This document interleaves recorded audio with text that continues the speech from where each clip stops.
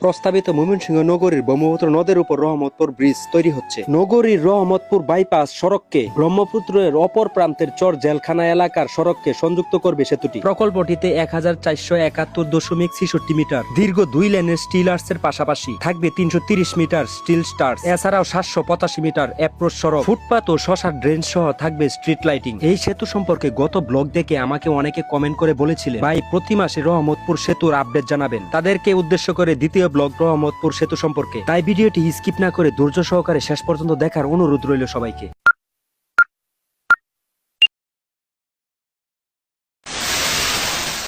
আসসালামু আলাইকুম, আশা করি সবাই ভালো আছেন। আমি আপনাদের দোয়ায় ভালো আছি। আজকে চলে আসলাম রহমতপুর ব্রিজের আপডেট দিতে। তো অনেকেই বলেছিলেন যে রহমতপুরের ব্রিজের প্রতি মাসে আপডেট দিবেন, আপডেট যেন আমার মাধ্যমে পান। তো তাদেরকে উদ্দেশ্য করে আজকে দ্বিতীয় ব্লগটি করা হচ্ছে। আর আজকে জানাবো পুরো ভিডিও জুড়ে রহমতপুরের ব্রিজের আপডেট সম্পর্কে বিস্তারিত।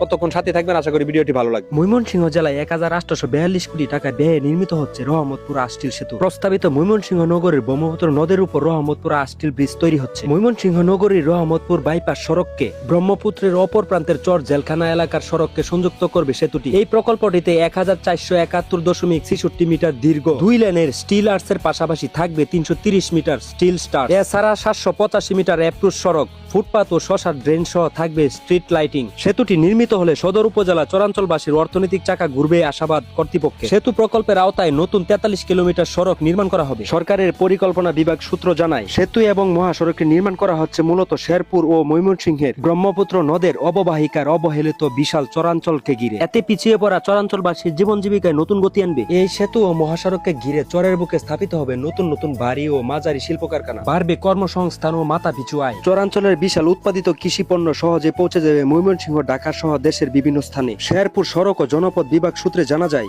সীমান্তবর্তী এই জেলার সঙ্গে বিভাগীয় শহর ময়মনসিংহের দ্রুত যোগাযোগ ও অর্থনীতি, বাণিজ্য সহ সামগ্রিক উন্নয়নের জন্য সেতুটি ও মহাসড়কটি করা হচ্ছে। বড় বাজেটে দৃশ্যমান সেতু ও সড়ক উন্নয়ন প্রকল্প এই অঞ্চলে এটাই প্রথম। প্রকল্পটি 1042 কোটি টাকা ব্যয়ে বাস্তবায়নের দায়িত্ব পালন করছে শেরপুর ও ময়মনসিংহ সড়ক ও জনপদ বিভাগ। আমি এখন যে ব্রিজটার উপরে দাঁড়িয়েছি, এই ব্রিজটা হচ্ছে বিকল্প একটা ব্রিজ। সহজে মালামাল এক পার থেকে আরেক পারে আনা নেওয়া করার জন্য এই বিকল্প সেতুটি করা হয়েছে। যদিও মেন সেতু নির্মাণ করার পর এই বিকল্প সেতুটি ভেঙে ফেলা হবে। এই বড় বড় রডের খাঁচাগুলো ফাইলিং এর খাঁচা, রডের এই খাঁচাগুলোর মাধ্যমে ফাইলিং সম্পন্ন করা হয়। এরকম 2টা করে খাঁচা দিয়ে একটা করে ফাইলিং সম্পন্ন করা হয়। এই ফাইলিং এর খাঁচাতে যে রডগুলো ব্যবহার করা হয়েছে অনেক শক্তিশালী ও মজবুত, অনেক ক্ষমতা সম্পন্ন রডের মাধ্যমে খাঁচাগুলো সম্পন্ন করা হয়। আর এইগুলো দিয়ে ফাইলিং এর গর্তটা করা হয়। এইগুলো গর্তের ভিতরে ঢুকানো হয় যাতে করে মাটি ভেঙে গর্ত বন্ধ না হয়ে যায়। যদিও ফাইলিং সম্পন্ন করার পর এই খাঁচাগুলো ফাইলিং থেকে তুলে ফেলা হয়। এই বড় বড় ক্রেনগুলোর মাধ্যমেই এক জায়গা থেকে আরেক জায়গায় ভারী মালামালগুলো আনা নেওয়া করা হয়। এমনকি এই ক্রেনগুলোর মাধ্যমেই কিন্তু এই বড় বড় লোহার খাঁচাগুলি ফাইলিং এর ভেতরে ফালানো হয়। গত মাসখানেক আগের ব্লকটাতে আপনারা খেয়াল করলে দেখতে পাবেন কোনো পিলার কিন্তু মাটির উপরে বাসমান ছিল না। তখন আমরা দেখিয়েছিলাম পিলারের জন্য মাটির ভেতরে বেচের কাজ চলছে। এখানে এক একজন এক এক কাজে নিয়োজিত। তাছাড়া এখানে কর্মরত বেশিরভাগ মানুষই আমাদের বাংলাদেশি। এখন যে মেশিনটা দেখতে পাচ্ছেন সেটা কিন্তু ফাইলিং এর মেশিন। এই মেশিনটার মাধ্যমে ফাইলিং এর জন্য মাটির গভীরে গর্ত করা হয়। এই যে বিশাল যন্ত্রটা দেখতে পাচ্ছেন, এটার নাম কিন্তু লটারি ফাইল। এটা দিয়ে ফাইলিং এর গর্তগুলা করা হয়। আর সামনে যে মেশিনটা দেখতে পাচ্ছেন এইটাই কিন্তু ফাইলিং মেশিন। আর ফাইলিং মেশিনে কিন্তু এই লটারিটা ব্যবহার করা হয়, লটারি ফাইলটা ব্যবহার করা হয়। এটা দিয়ে ফাইলিংটা করা হয় আর কি। ওই যে আমি যে যন্ত্রটা আগে দেখালাম, এই যন্ত্রটার কিন্তু এই যে এটার মাথা বরাবর বসে, তারপরে এটা দিয়ে কিন্তু গর্ত করে ফাইলিং গুলা মূলত করা হয়। সামনে যে রুমটা দেখতে পাচ্ছেন এটা কিন্তু সিকিউরিটি রুম। যদিও এখন দিনের বেলা সিকিউরিটি অন্য কাজে ব্যস্ত, তাই আমি সিকিউরিটি রুমে খালি পেয়ে একটু বসে ফিল নিলাম। সিকিউরিটি রুমে বসে থেকে আমাকে কেমন লাগছে সবাই একটু কমেন্টে জানাবেন। দেখতে পাচ্ছেন অনেকগুলা পিলারই কিন্তু ঢালাই দিয়ে মাটির উপরে বাসমান হয়েছে অলরেডি। আপনারা দেখতে পাচ্ছেন রহমতপুর ব্রিজের কিন্তু অলরেডি যে পিলার মাটির উপরে বাসমান হয়েছে। আমরা গত ভিডিওতে দেখাইছিলাম যে নিচে ব্রিজের কাজ চলতেছে পিলারের, কিন্তু এখন 1 মাস পরে আজকে অনেকে জানতে চাইছিল যে রহমতপুরের ব্রিজের আপডেট দেওয়ার জন্য। এখন আইসা দেখলাম যে তাদের কাজ অনেকটাই আগায় গেছে। আপনার মাটির উপরে কিন্তু বেসটা এখন বাসমান, আর পিলারে কিন্তু অর্ধেকটা বাসমানের কাজ শেষ প্রায়।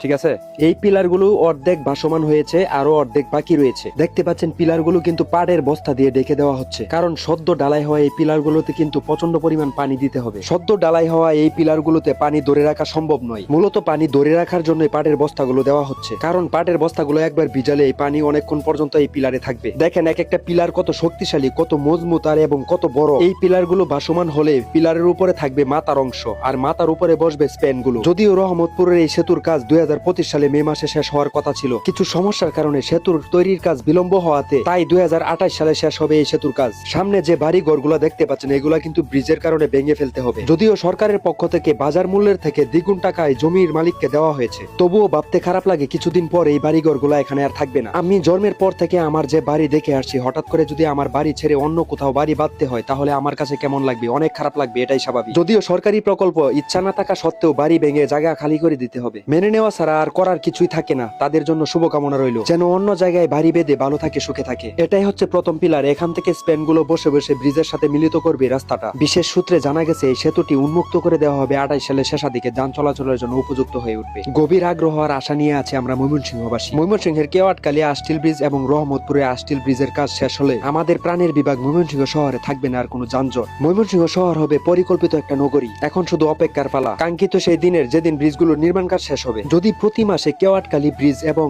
রহমতপুর ব্রিজের আপডেট জানতে চান তাহলে কমেন্ট বক্সে জানিয়ে দিবেন, তাহলে আমি চেষ্টা করব প্রতি মাসে আপডেট তুলে ধরার জন্য। এতক্ষণ আপনাদের সাথে ছিলাম আমি মামুন। আশা করি ভিডিওটি ভালো লেগেছে। যদি ভিডিওটি ভালো লেগে থাকে সবাই লাইক কমেন্ট শেয়ার করে দিবেন। পরবর্তী টাইমে যদি রহমতপুর ব্রিজের আপডেট সম্পর্কে জানতে চান তাহলে অবশ্যই ভিডিওর কমেন্ট বক্সে জানিয়ে দিবেন। আজকের মতো এখানে বিদায়। সবাই ভালো থাকবেন, সুস্থ থাকবেন। আল্লাহ হাফেজ, আসসালামু আলাইকুম।